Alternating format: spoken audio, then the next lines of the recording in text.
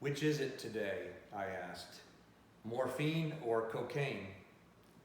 Holmes raised his eyes languidly from the old, black, leather-bound volume which he had opened. "It's cocaine," he said, "a 7% solution.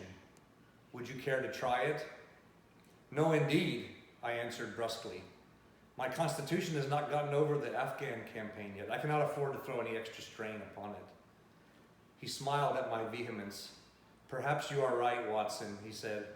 "I suppose its influence is physically a bad one. I find it, however, so transcendently stimulating and clarifying to the mind that its secondary action is a matter of small moment." "But consider," I said earnestly, "count the cost. Your brain may, as you say, be roused and excited, but it is a pathological and morbid process which involves increased tissue change and may at last leave a permanent weakness. You know, too, what a black reaction comes upon you." He did not seem offended. On the contrary, he put his fingertips together and leaned his elbows on the arms of his chair, like one who has a relish for conversation. "My mind," he said, "rebels at stagnation. Give me problems, give me work, give me the most abstruse cryptogram or the most intricate analysis, and I am in my own atmosphere. I can dispense then with artificial stimulants, but I abhor the dull routine of existence. I crave for mental exaltation."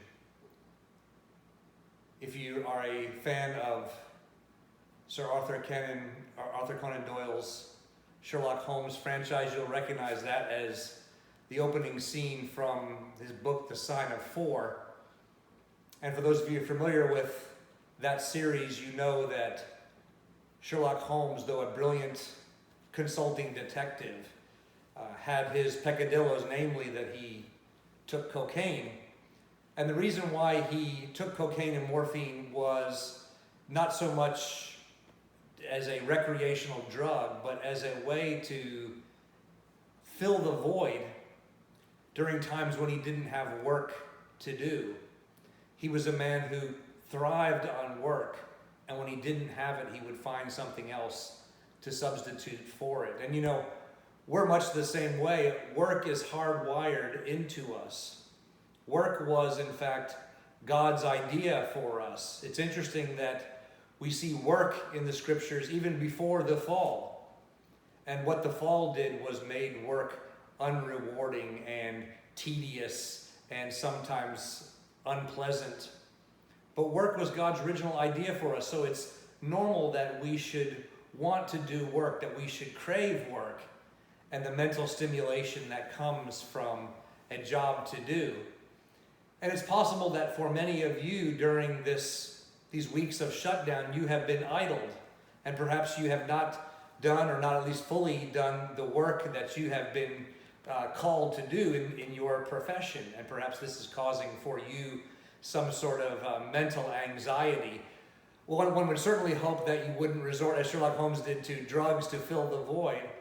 But you know, for us, we're always looking for things to fill the void in our lives. And we crave the satisfaction that work seems to bring. But at the same time, the scriptures tell us and remind us, and we've been talking about this throughout the week of our gospel series, is that while we have work to do, and while God has even prepared good works for us to do, good works plays no part whatsoever in our salvation. And so we can relax if we are in Christ and understand that the work that needed to be done to reconcile us to God has been done by Jesus Christ in his work on the cross. This is something that we will commemorate tomorrow in our Good Friday services, and we'll celebrate the victory over death represented by the resurrection. So whether you are now fully engaged in your work, whether you are now on a sort of forced hiatus from your work, know this, that God has created work as a good thing for us to do.